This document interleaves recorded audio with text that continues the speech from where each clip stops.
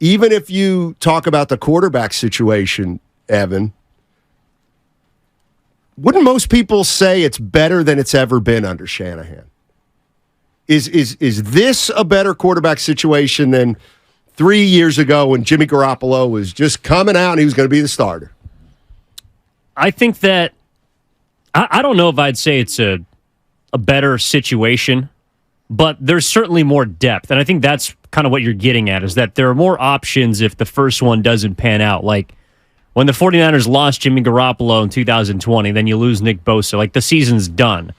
If Brock Purdy gets hurt, or if Trey Lance or Sam Darnold has to play this season, I think there's a lot of people that feel confident that the season's not over. Whereas in general, if you lose your starting quarterback for an extended period of time, your season is kaput.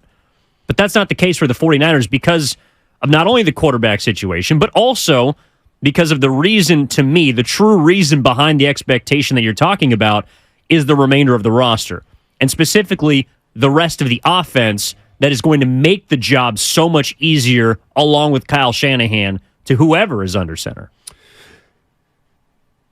Wouldn't most 49er fans, so would you rather have Brock Purdy right now with 8 games experience or Jimmy Garoppolo, let's say 2 or 3 years ago with 2 or 3 seasons under his belt? I get the feeling, I think most 49er fans think Purdy's better than Garoppolo or has a chance to be better than a Garoppolo or might be better than Garoppolo already. So I'm listening to Sterling Bennett. What a great name, by the way. One of my buddies.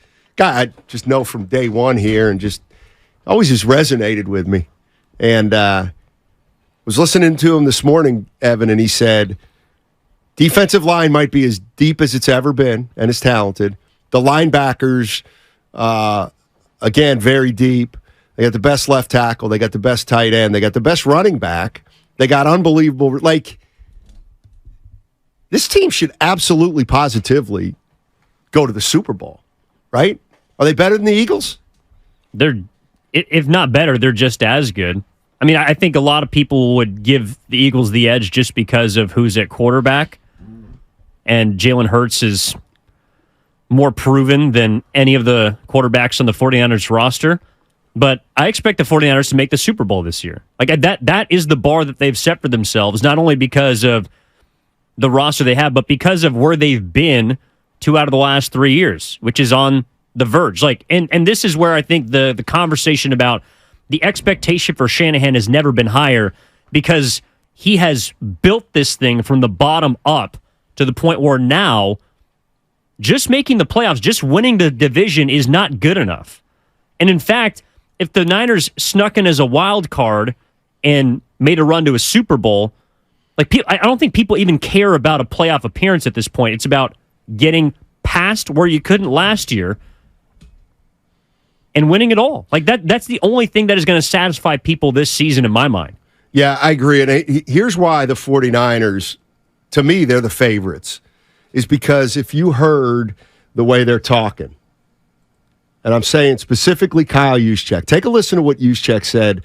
This was late last week, but this gave me an indication that this team knows that this has got to be their year. There definitely is urgency there, and having been so close, I think drives that urgency even more. I don't know. Then again, I feel like conflicted in even saying that, because there's always urgency. Like, whether you've been close or not, whether you're year 11 or not, like, we're all here to do the same thing. We're here to hold up that trophy at the end of the year. And I think the hardest part is getting there and then knowing that you don't just get to snap your fingers and like you're back in the NFC Championship. It's like, we got to go through this whole thing again. And I think luckily, because we've done this 3 times now, I think we have a little better understanding of, we have to do this all from square one, and we got to, be ready to go week 1, because those games early in the season affect how things are played at the end of the season. And so that's kind of something that we've stressed, Kyle's stressed, and in the locker room, is getting out to a fast start, because those games really they end up mattering when it comes to seeding and where you're playing in the playoffs and all that kind of stuff. And, we're a team that is fortunate enough that we can think like that. Like, we're thinking about how these games week 1 are going to affect us in week 20. Yeah, and I think that was the one kind of fallout from last year the uncertainty at quarterback and then the injury to Trey Lance, and they got off to a 3-5 start. I think 2 years in a row, right? 3-5. Last 2 years, they've gotten off to 3-5 starts, I believe, or something like that. It was definitely 2-4 last year. Yeah, I mean, last year they ran the gamut after acquiring Christian McCaffrey. Correct. But what I'm getting at, Evan, is like they're already looking like inside. Like they are looking to get off to a 4-1 start because they feel like the reason that they didn't go to the Super Bowl the last 2 years was because they didn't get off to great starts and then they didn't have home field advantage throughout the playoffs. Like to me, that's a sign of a team that knows, and even if they're wrong, like the 49ers know they're the best team in the NFC. And you might be like, well, they might not be. It kind of doesn't matter as long as they think it, even if they're wrong. You know what I mean? Do you think they have the right to believe that they're the best team in the NFC? I do. Well, I mean, yes. Now, they might not, like, just because they might not be the best team in the NFC doesn't mean they don't have the right to think it, because I think they are pretty even with the Philadelphia Eagles. But that's part of this too. I mean, you brought it up before the show. They think they're really, really, really good. But this is a 2-horse race for the conference, essentially. I mean, I know Dallas is in there. Yeah. Dallas is a good team, but even they are in a division where they're going to be probably playing on the road. Like, if you do see the Dallas in the playoffs, just because of the NFC East, they're going to have to come to San Francisco again. They're going to have to come to the Bay, and that gives you an advantage. The difference between, of course, last season and this one is you're hoping that you get an additional home game and that you wouldn't have to go to Philadelphia, which I think is possible because the 49ers are a little more top-heavy in my mind than Philadelphia. And you talked about how Sterling laid out the... What's that mean, top-heavy? Their stars are better than the Eagles' stars? Players? Yeah, I think Philadelphia might have them beat as far as depth is concerned, but all things being equal and assuming health, which really I think benefited the 49ers a lot last season outside of the quarterback position, if they find themselves healthy in a head-to-head matchup with Philadelphia and they're at home, there's no reason in my mind to believe that the 49ers wouldn't be favored in that football game. They'd probably be favored. I bet they would have been favored this past year, right? Because they were underdogs by what? Let's see, 2 against Philly in the NFC Championship game? Like 1.5, 2? A lot of people felt like they were going to go in there and beat them. Exactly. 888-957-9570 is the number. Is it obvious that the expectations for this year's 49ers team are the highest they've ever been under Kyle Shanahan? And then there's got to be a second question, and it's this. If the expectations for this team, if Kyle Shanahan is coaching the 49ers, and this is their most talented team, right? Most talented team they've ever had under Kyle Shanahan, then could there be any excuse for him not getting it done? In other words, if Purdy quarterbacks the first 5 games and they go 4-1 and he gets hurt, does that mean, you know what?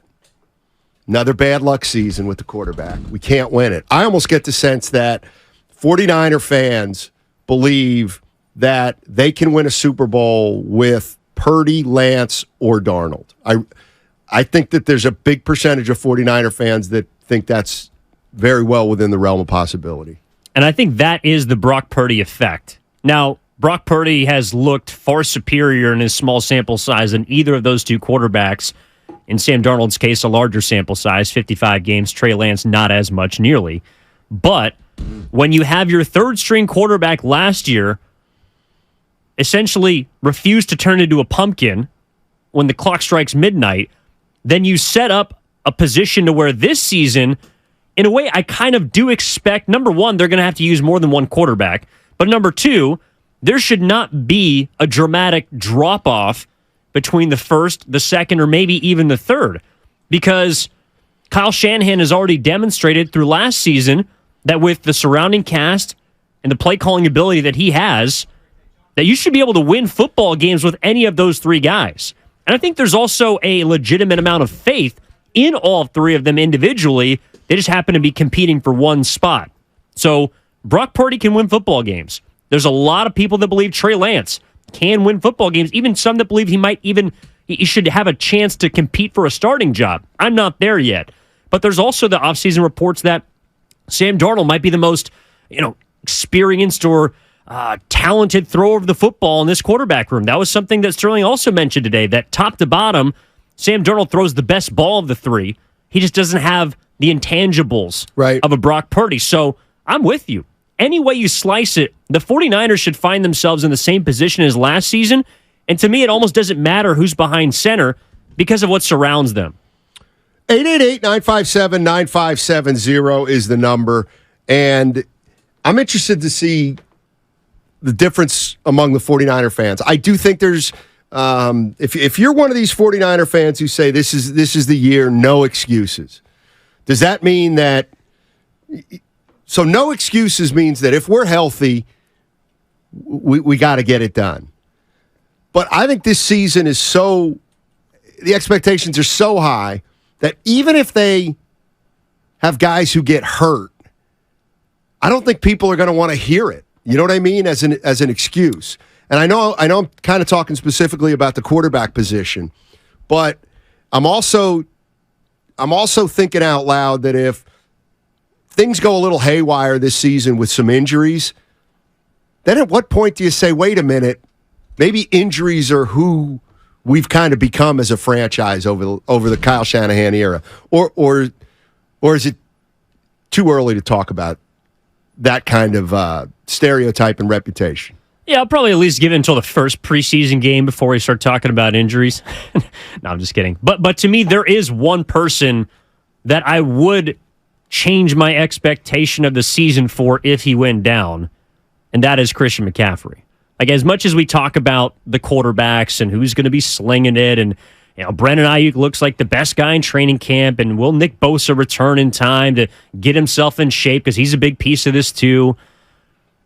The offense was an average, if not sometimes below average offense with both Trey Lance and Jimmy Garoppolo before Christian McCaffrey got there. Once 23 entered the equation, they skyrocketed. That offense was completely different, to the point where now we're talking about Christian McCaffrey being a candidate for potential 1,000 season, rushing and receiving. That guy can do everything you ask of him. And as much as the large theme of the NFL this offseason has been running backs are not important, that does not apply to Santa Clara. That does not apply to the 49ers, because Christian McCaffrey, in my opinion, is what makes this offense go. He is the straw that stirs the drink. And if you lose him, then I do have to adjust how I feel about the Niners, because their offense has statistically proven that they are not the same when he's not in the backfield. That's interesting, because now you got me thinking, what 49er player can they least afford to lose? Because I thought you were leading up to Bosa, believe it or not McCaffrey. And then after I thought you were leading up to Bosa, I thought, no, he's going to say Purdy, actually. And so I do think it's kind of interesting, because what's funny is, you bring up McCaffrey, and so he's your number one guy you can't afford to lose. Absolutely. Okay. And I'm not disagreeing with you necessarily. But what I am thinking is, before McCaffrey got here, we were still talking, George Kittle, best tight end in football. Ayuk, one of the top upcoming receivers in football. Deebo Samuel, the best wild card offensively, in the NFC or the NFL. Trent Williams, a great left tackle. It's like, I feel like, in a way, they could get it done with Elijah Mitchell if they had to. Maybe not over the course of a whole season, but that's kind of what I'm talking about with the Niners. I just feel like they have, that's where the expectations come in. I agree with you. McCaffrey's unbelievable, but like, if he missed 10 games, they still got action at so many other positions to kind of cover for him. I'm just, I don't know that they have one guy that could derail it. You know what I mean? Only because of what I saw before he got here is why I believe that Christian McCaffrey is that important. And yes, to the text line's point, from the 510, Carolina's run game got better after they traded McCaffrey. They almost made a run to the playoffs. I hear that. But we're talking about the Niners.